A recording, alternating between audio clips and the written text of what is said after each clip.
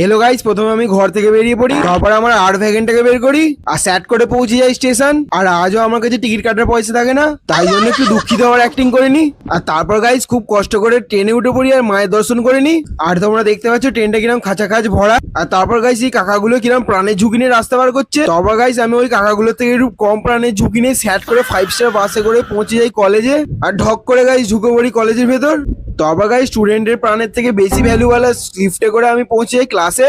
আর ক্লাসে গিয়ে সব বন্ধুদের সাথে স্যাট করে ব্রোকোড ইউজ করে নি। আর তারপর গাইস চালু হয়ে যায় ম্যামের ক্লাস, আর ম্যাম তেজ পড়াতে শুরু করে দেয়। আর আমি ভালো করে পড়াশোনা করার অ্যাক্টিং করে নি।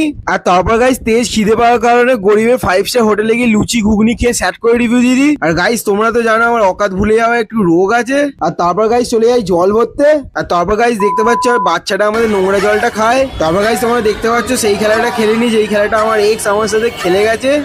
আর তারপর গাইস ম্যাডাম চলে আসে পরীক্ষা নেওয়ার জন্য। আর তারপর গাইস প্রচুর গরিবি চলার কারণে এক্সট্রা আনসার শিট হয়, সেগুলোকে ব্যাগে পড়ে নি। তারপর গাইস কিছু না পড়ে তেজ সব আনসার লিখে দিই। তারপর গাইস ম্যাডামের কাছে যাই খাতা জমা দেওয়ার জন্য। তারপর গাইস অটো আর ট্রেনে করে বাড়ি পালিয়ে আসি আর ভ্লগ হয়ে যায় শেষ।